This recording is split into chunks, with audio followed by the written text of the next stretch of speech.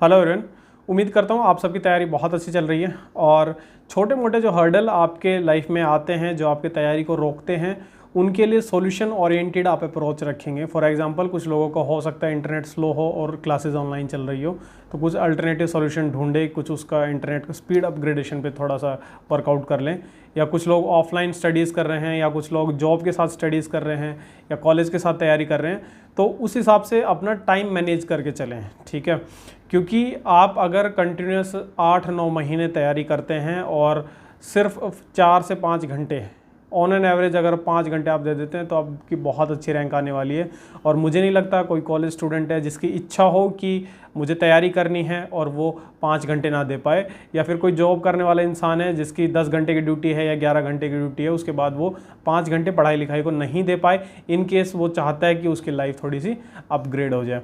तो आपको छोटे छोटे हर्डल हैं उनको हर्डल की तरह ना देखते हुए और उनको प्लान करना है, मैनेज करना है कि इसको मैं ओवरकम कैसे करूं। देखिए भाई, टारगेट जितना डिफ़िकल्टी से अचीव आप करेंगे उतना ही सुकून आपको अचीव करने के बाद महसूस होगा। ठीक है, चलिए आज का जो हमारा टॉपिक है वो इंटरव्यू में या फिर ग्रुप डिस्कशन में, इन सब चीज़ों में बहुत बार हमें कन्फ्यूजन रहती है कि इंग्लिश हमें किस लेवल की आनी चाहिए और किसी पर्टिकुलर लेवल की हमें इंग्लिश की ज़रूरत है, तो उस पर्टिकुलर लेवल तक हमें पहुंचना कैसे है और कितनी हमें ज़रूरत पड़ेगी इंग्लिश की। ठीक है, तो मैं अपने पर्सनल एक्सपीरियंस से कुछ चीज़ें शेयर करूंगा कि एक पर्टिकुलर पॉइंट ऑफ टाइम पे मैंने इंग्लिश कितनी यूज़ करी थी और मैंने कितना कहाँ से वो सीखा था। सबसे पहले डिस्कस करते हैं कि ज़रूरत हमें कहाँ कहाँ पड़ेगी, क्योंकि ऑल द टाइम अगर आप गवर्नमेंट जॉब्स की तैयारी कर रहे हैं तो आपके लिए इंग्लिश का इम्पोर्टेंस बहुत कम हो जाता है। मुश्किल से 20-25% आपका वर्क में आपका यूज़ होगा इंग्लिश, इससे ज़्यादा नहीं होने वाला है। हाँ, आपको ज़रूरत पड़ेगी ग्रुप डिस्कशंस में अगर आप PSUs के इंटरव्यू दे रहे हैं या फिर आप कैंपस प्लेसमेंट भी देख रहे हैं तो भी आपको इंग्लिश की ज़रूरत पड़ेगी, क्योंकि कैंपस प्लेसमेंट में ऑफ कोर्स वो एक थोड़ा सा फ्लुएंट इंग्लिश देखते हैं। ठीक है, हाँ, हम डिस्कस करेंगे कि हर चीज़ के लिए अब एक पर्टिकुलर जो रिक्वायर्ड लेवल है उस लेवल की इंग्लिश हमें कैसे डेवलप करनी है। ठीक है, हाँ, और तीसरा चीज़ उन लोगों को ज़रूरत पड़ सकती है जो इंटरव्यू में बैठ रहे हैं। देखिए, कैंपस से इंटरव्यू में बैठेंगे तो ऑफ कोर्स आपको इंग्लिश यूज़ करनी पड़ेगी, बट अगर आप PSUs के या किसी गवर्नमेंट ऑर्गेनाइजेशन के इंटरव्यू में बैठ रहे हैं तो इंग्लिश आपको उसी केस में यूज़ करनी है अगर आपसे क्वेश्चन इंग्लिश में पूछे जा रहे हैं। ठीक है, हाँ, इंग्लिश कभी भी आपके जीवन में नेसेसिटी नहीं रहेगी। इंग्लिश सिर्फ इसलिए यूज़ करी जाती है ताकि आप कम्युनिकेट कर पाओ। In case of emergencies, in case of required situations आप इंग्लिश यूज़ कर लें ईजिली। ठीक है, प्राइवेट कंपनीज़ की बात नहीं कर रहा, क्योंकि प्राइवेट कंपनीज़ बहुत फ्लुएंट इंग्लिश रिक्वायर्ड उनके जॉब प्रोफाइल के लिए रहती है। ठीक है, हाँ, गवर्नमेंट जॉब में PSUs हैं या कोई और आपकी स्टेट गवर्नमेंट जॉब है या आप UPSC का एग्ज़ाम दे रहे हैं, तो इन सब में इंग्लिश का बहुत ज़्यादा रोल नहीं है। आपको इतनी इंग्लिश आती हो जो आपको कम्युनिकेट करने में हेल्प कर दे। कम्युनिकेशन करने का मतलब सिर्फ इतना है कि जो मेरे दिमाग में है मैं वो प्रोड्यूस कर पाऊँ इंग्लिश में।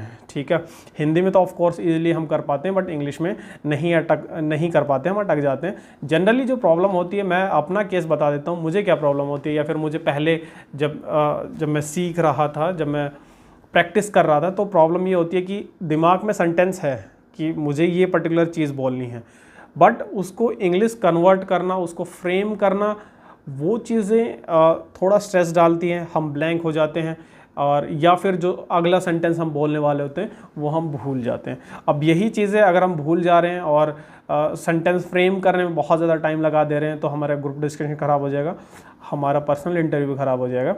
हाँ, गिवन दैट कि आप थोड़ी सी प्रैक्टिस कर लेंगे इन सब चीज़ों से निकल जाएंगे, क्योंकि बहुत हाई फाई टाइप की इंग्लिश की ज़रूरत नहीं होती है।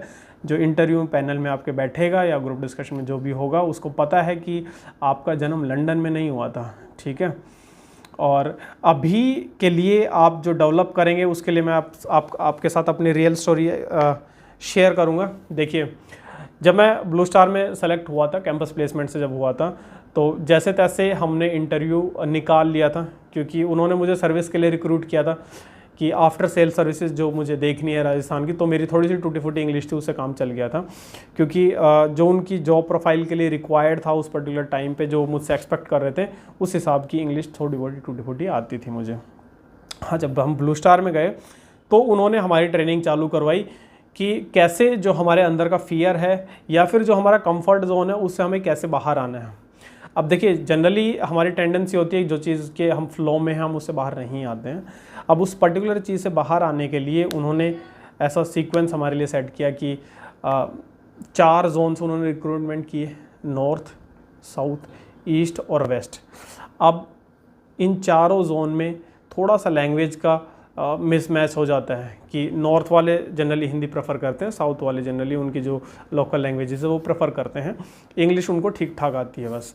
हाँ, वेस्ट साइड में थोड़ा गुजराती लोग हैं, मारवाड़ी लोग हैं, इस टाइप की लैंग्वेज चलती है, और ईस्ट साइड में ईस्टर्न की जो लोकल लैंग्वेजेस है वो ज़्यादा चलती हैं। अब ब्लू स्टार ने क्या किया कि नॉर्थ और साउथ के बच्चों को मिला के एक बैच बनाया। 40 के आसपास हम लोग थे, जिनमें से अप्रॉक्सीमेट 50% जो थे वो नॉर्थ के थे और 50% साउथ के थे। इसका मतलब ये है कि उनके बीच में बहुत सारा कम्युनिकेशन गैप आने वाला है, और अनलेस कि वो एक कॉमन मीडियम यूज़ नहीं करेंगे कम्युनिकेट करने का, वो कम्युनिकेट नहीं कर पाएंगे। और ऐसे ही उन्होंने वेस्ट का और ईस्ट का एक ग्रुप बनाया जिसको अलग ट्रेनिंग बैच बनाया। तो 2 बैच बनाए जिनमें से top bottom, left side right, और इस तरह से मिक्सअप कर दिया। अब इसमें इशू क्या क्रिएट हुआ कि 50% लोग नॉर्थ इंडिया से, तो हम कम्युनिकेट कर लेंगे उनसे, बट ऐसा बिल्कुल नहीं होगा कि आप 3 महीने की ट्रेनिंग पे हैं और आप साउथ इंडियन से इंटरेक्शन ही नहीं कर रहे हैं। और उनका जो प्लान था, ट्रेनिंग का शेड्यूल था, प्लान था, और जो वो एक्टिविटीज़ वगैरह रखा करते थे उसके हिसाब से भी वो इस तरीके से रखते थे कि ग्रुप मिक्सअप हो जाए। आइदर तो वो कम्युनिकेट करें, और कम्युनिकेट नहीं करेंगे तो पॉइंट आउट होंगे, और वो तब तक पीछा नहीं छोड़ेंगे जब तक आप बोलेंगे नहीं। से फॉर एग्जांपल अगर उन्होंने बोला कि सारे स्टूडेंट्स बारी बारी अपना इंट्रोडक्शन देंगे, और इंट्रोडक्शन में क्लास 10 से लेके अभी तक का सारा इंग्लिश में बोलेंगे। अब कुछ लोग होते हैं जो बहुत फ्लुएंटली बोल लेते हैं, और कुछ लोग होते हैं जो थोड़ा सा अटक अटक के झिझक के बोलते हैं। अब जो फ्लुएंटली बोलता है वो बेसिक इंट्रोडक्शन अपना 2 मिनट में ख़त्म कर लेगा। अब जो इंसान अटक रहा है वो शुरू में बोलना स्टार्ट करता है कि 10वीं मैंने यहाँ से करी, फिर इतना परसेंटेज आया, फिर मैंने 12वीं करी, इतना परसेंटेज आया, ये मेरा स्कूल था, फिर मैंने 100 एंड 100 एग्ज़ाम दिया, फिर मैं कॉलेज में गया। अब ये सारी चीज़ें बोलते बोलते इंसान के दिमाग पर स्ट्रेस पड़ जाता है। हाँ, मेरे जैसा स्टूडेंट है तो ऑफ कोर्स स्ट्रेस पड़ेगा, क्योंकि वहाँ बैठे बहुत सारे लोग जो नॉर्थ इंडियन थे उनको स्टेज फियर भी था कि वो पब्लिकली बोल नहीं पाते हैं, और उनको इंग्लिश बोलने का फियर भी था कि वो इंग्लिश में कम्युनिकेट नहीं कर पाएंगे। तो उस पर्टिकुलर मोमेंट पे उन्होंने इंट्रोडक्शन का एक सिंपल जो पार्ट था, कुछ बच्चे हमारे बैच में ऐसे थे जिन्होंने 10 मिनट लिए सिर्फ इंट्रोडक्शन बताने में, क्योंकि एक बार बोलना स्टार्ट किया फिर अटक गए, और अटकने के बाद इंसान बहुत ज़्यादा नर्वस होता है, वो गिव अप करता है। तो वहाँ के जो ट्रेनर थे वो बोले गिव अप नहीं करोगे, चाहे तुम बैठ के यहाँ पे लिख के देख लो, लिखो और लिख के रीड कर लो, बट बोलोगे इंग्लिश में। मतलब कि उनको एक नैरो पाथ दिया कि आपको ये ही यूज़ करना है, चाहे आप टाइम कितना भी ले लो। एक इसी तरीके से उन्होंने एक और हमारे साथ गेम खेला कि बोले कि अब हमें छोटे छोटे हमें गेम खिलाए 1-2, और वो गेम खेलने के बाद हमें लगा कि काफ़ी इंटरेस्टिंग चीज़ें हैं, और जनरली गेम्स में मज़ा ही आएगा, जब आपकी जॉब लग गई तो ऑफ कोर्स और ज़्यादा मज़ा आता है। फिर उन्होंने पूछा कि हमें 5 वॉलंटियर चाहिए एक नेक्स्ट गेम के लिए, तो ऑफ कोर्स हम पीछे वाले लास्ट बेंचर थे, हम 5 लोगों ने हाथ खड़ा किया कि कुछ ना कुछ गेम होगा, स्वाद आएंगे, मज़े आएंगे। और उसके बाद उन्होंने हमें आगे बुलाया और बोला कि अब पूरे 40 बच्चों को हम 5 टीम में डिवाइड करेंगे, और ये 5 लीडर आप अपनी टीम के हो, और कंडीशन ये है कि आपको अपनी टीम इस तरह से चूज़ करनी है, अगर लीडर नॉर्थ इंडियन है तो वो साउथ इंडियन चूज़ करेगा, अनलेस साउथ इंडियन ऑडियंस में से ख़त्म नहीं हो गई है, ठीक है। और अगर लीडर साउथ इंडियन है तो वो नॉर्थ इंडियन को चूज़ करेगा as a team member, unless North Indians ख़त्म ना हो गए हो सामने बैठे लोगों में से। तो चूज़ करना स्टार्ट किया, तो सबके पास आउट ऑफ 8 4 to 5 सबके पास साउथ इंडियन आए। मैं नॉर्थ इंडियन था, मेरी टीम में 4-5 लोग आए साउथ इंडियन, और मेरी इंग्लिश बहुत ही वाहियत किस्म की थी, और इतनी वाहियत किस्म की इंग्लिश लीडर बना दिया। और फिर हमें बोला गया कि 10 दिन बाद आपका जो इंट्रोडक्शन सेशन है, और उसके बाद आपका कंपनी के अच्छे लेवल के लोग आ रहे हैं और सबका डिनर होगा, वहाँ पे सबको एक ग्रुप परफॉर्मेंस देनी है, या इंडिविजुअल परफॉर्मेंस भी दे सकते हैं, बट हाँ एक ग्रुप परफॉर्मेंस नेसेसरी है, और वो ग्रुप परफॉर्मेंस डिसाइड करेगा टीम लीडर, और वही बाकी लोगों की प्रैक्टिस करवाएगा, अब प्रॉब्लम ये थी कि करवा तो लें, बट कम्युनिकेशन कैसे करेंगे, जो लोग जिनके साथ इंग्लिश में हम कंफर्टेबल खुद के साथ नहीं हैं, सामने वाले को समझाएं कैसे। और बट 24/7 उन्होंने हमें फ्री किया कि आप घर जाने के बाद भी अपने रेस्ट हाउसेज में एक दूसरे से मिल सकते हैं, वहाँ प्रैक्टिस कर सकते हैं। वो एक फ़ेज़ था जिसमें मैंने फ़ील किया कि मुझे इंग्लिश टूटी फूटी आती है, बट मैं कम्युनिकेट कर पा रहा हूँ। मुझे जो बोलना है, कहना है, मैं कह देता हूँ, मैं बोल लेता हूँ। चाहे एक सेंटेंस बोलने में मुझे मल्टीपल पॉजेज लेने पड़ रहे हैं, बट मैं बोल पा रहा हूँ। अब कुछ टाइम बाद ऐसा हुआ कि महीने भर बाद हम आपस में घुल मिल गए, अच्छे दोस्त बन गए, और फिर जब कम्युनिकेशन करना है तो कन्नड़, तेलुगु ये सब सीखना बहुत मुश्किल है। ऑफ कोर्स हम इंग्लिश यूज़ करेंगे। अब दोस्त हैं, उनके साथ मस्ती मारनी है, खेलना कूदना है, बट कम्युनिकेशन इंग्लिश में होना है। तो ये टर्निंग पॉइंट था कि हम वो कंफर्ट जोन से बाहर आए और इंग्लिश यूज़ करना स्टार्ट किया। मैं ये नहीं कह रहा कि मेरी इंग्लिश बहुत अच्छी हो गई थी या फिर मेरे ग्रुप में लोगों की इंग्लिश बहुत अच्छी हो गई थी, नहीं, इंग्लिश ठीक ठाक थी, बट हम यूज टू हो गए थे इंग्लिश यूज करने के लिए। ठीक है, मतलब कि टूटी फूटी इंग्लिश है, बट हिंदी नहीं निकल रही, हम इंग्लिश में ही बात कर रहे हैं, क्योंकि हमें पता है सामने वाला समझ नहीं पाएगा, और सामने से भी इंग्लिश ही यूज़ कर रहे हैं। कई बार ऐसा होता था कि हंसी मजाक चल रहा है और नवीन को बुला लिया जाता, मेरे को ब्लू स्टार में सब राव साहब कहते थे और बोलते थे राव साहब को बुलाओ, इंग्लिश में कुछ ज्ञान देंगे, और वो ऐसा लाफ्टर सेशन हुआ करता था क्योंकि उसमें बहुत सारी ग्रामेटिकल मिस्टेक होती थी, बहुत सारे इधर उधर की चीज़ें हो जाती थी, बट मज़ा आता था। वो एक ऐसा फ़नी कैरेक्टर वहाँ मेरा सेट हुआ था कि ये बंदा इंग्लिश में बोलेगा तो स्वाद आएंगे। तो एक कैरेक्टर सेट हो जाना कि मेरी इमेज ऐसी है, वो भी आपको कंफर्ट जोन से बाहर लाता है। अब एक बार सेट हो गया कि मुझे इंग्लिश नहीं आती है और मेरे सारे बैचमेट्स को पता है कि मुझे प्रॉपर इंग्लिश नहीं आती है, तो मैं वो परफॉर्मेंस प्रेशर के अंडर नहीं आता हूँ। फिर जैसा मेरा मन है वैसा मैं बोलता जाता हूँ। मैं अटक जाता हूँ, मैं कहता हूँ कि जेंटलमैन इट्स ओवर, अब मैं स्टॉप कर रहा हूँ। तो इस टाइप से चीज़ें हमने प्रैक्टिस करी, और 3 महीने बाद जब हम ब्लू स्टार से आए थे तो स्टेज फियर हमारा निकला, क्योंकि दिन में 2-3 बार वो हमें स्टेज पे खड़ा कर देते थे और कुछ ना कुछ ऐसी एक्टिविटी करवाते थे कि सिर्फ हम वहाँ कर रहे हैं और बाकी सब देख रहे हैं, हंस रहे हैं। तो ये सबसे पहली चीज़ आपको दिमाग से ये निकालना पड़ेगा कि जब मैं बोल रहा हूँ तो लोग क्या इंटरप्रेट करेंगे, क्या सोचेंगे कि ये इंसान कैसा है।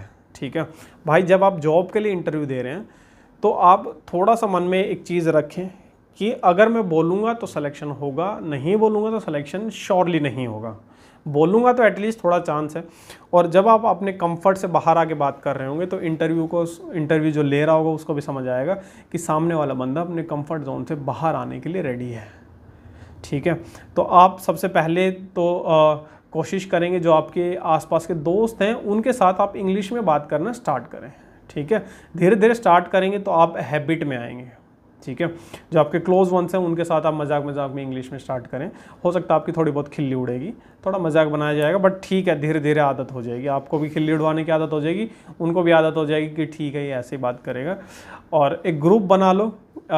मैं सजेस्ट करूँगा कि 3-4 लोग आप एक ग्रुप में रहो, एक ग्रुप आपका रहे, और फाइनली जब आपके इंटरव्यूज़ आने लगे या फिर आप हफ्ते में एक बार सब कॉन्फ्रेंस कॉल पे आ जाएं और सब कोशिश करें कि हम इंग्लिश में बात करेंगे। ठीक है, इससे बेनिफिट ये होगा कि फाइनली जब आप ग्रुप डिस्कशन कर रहे होंगे तो आपको वो कंफर्ट फील होगा। आपकी इंग्लिश भले ही बहुत ग्रामेटिकली मिस्टेक हो जाएंगी, बहुत सारे इश्यूज आ जाएंगे, बट आप बोल पाएंगे, आप नर्वस नहीं होंगे। आपकी टूटी फूटी इंग्लिश आप बहुत रिपीट करके यूज़ करेंगे तो आप बोलने में कंफर्टेबल रहेंगे। ठीक है, इंग्लिश पूरी करेक्ट हो वो ज़रूरी नहीं है, बस आप बोलने में कंफर्टेबल रहो ताकि जो आप बोलना चाह रहे हैं वो आप बोल पाएँ।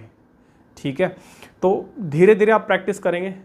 इंग्लिश आपका लैंग्वेज जो होती है वो परफेक्टली प्रैक्टिस का खेल है। अगर आपने मान लो 5 लैंग्वेजेस सीखी, ठीक है, हिंदी, इंग्लिश आपकी लोकल लैंग्वेज होगी, पंजाबी या कोई फ्रेंच वगैरह सीख ली, तो आप पूरा कोर्स कर लो उसमें। जब तक आप उस चीज़ को प्रैक्टिस में नहीं रखेंगे तो आप कॉन्फिडेंटली अपने आप को उस चीज़ में एक्सप्रेस नहीं कर पाएंगे। पर्सनली अगर मैं अपनी बात करूँ तो मैं ब्लू स्टार के फेज़ में था, मैं कंफर्टेबली इंग्लिश बोल लेता था, टूटी फूटी बट कॉन्फिडेंस से बोल लेता था। ठीक है, सेम चीज़ मेरे को इंटरव्यूज़ में हेल्प हुई क्योंकि जब ग्रुप डिस्कशन होते हैं तो उसमें हिंदी यूज़ नहीं करते हैं, जनरली कोई भी नहीं करता है। बट हाँ, मैं टूटी फूटी इंग्लिश बोल के बट कॉन्फिडेंटली बोलता था। और जब मैं रिपीट करता हूँ, मैं खुद ही प्रैक्टिस में खुद को डालता हूँ कि इंग्लिश मेरे को बोलना है, तो धीरे धीरे मुझे खुद ही फील होने लग जाता है कि जो मैं बोल रहा हूँ वो ठीक बोल रहा हूँ और वही ठीक है, इसलिए कॉन्फिडेंस भी आ जाता है। तो आप प्रैक्टिस करेंगे। सबसे सिंपल तरीका है कि आप 4-5 लोगों का ग्रुप बना लो जिनकी सबकी इंग्लिश वीक है, ठीक है। उनके साथ ग्रुप में कॉन्फ्रेंस कॉल किया करो हफ्ते में एक बार, सिर्फ ये डिस्कस करने के लिए कि पूरा हफ्ते में क्या पढ़ाई लिखाई हमने करी है। अगर आप इतना भी करेंगे, 15-20 मिनट भी आपका डिस्कशन चल गया और आपने इंग्लिश में डिस्कशन सारा किया, तो धीरे धीरे आप प्रैक्टिस में आ जाएंगे और टूटी फूटी कॉन्फिडेंट इंग्लिश बोलेंगे तो वो आपका काम चला देगी, ठीक है। चलिए, होपफुली आपके लिए थोड़ा सा बेनिफिशियल रहा होगा। और फाइनली जब आपका कोई कॉल आ जाता है, इंटरव्यू कॉल आ जाता है, तो एक मॉक इंटरव्यू आप ज़रूर देंगे, क्योंकि एक उस एनवायरनमेंट में जब आप बैठते हैं तो एक डिफरेंट एनवायरनमेंट होता है। ये ऐसा ही है जैसे कि फाइनल एग्जाम से पहले हम टेस्ट सीरीज़ दिया करते हैं, ऐसे ही फाइनल इंटरव्यू, फाइनल जीडी देने से पहले हम मॉक जीडीज़, मॉक इंटरव्यूज़ अटेंड करेंगे, ठीक है। चलिए, ऑल द बेस्ट। कोई और डाउट क्वेरी है तो आप कमेंट्स में लिख सकते हैं।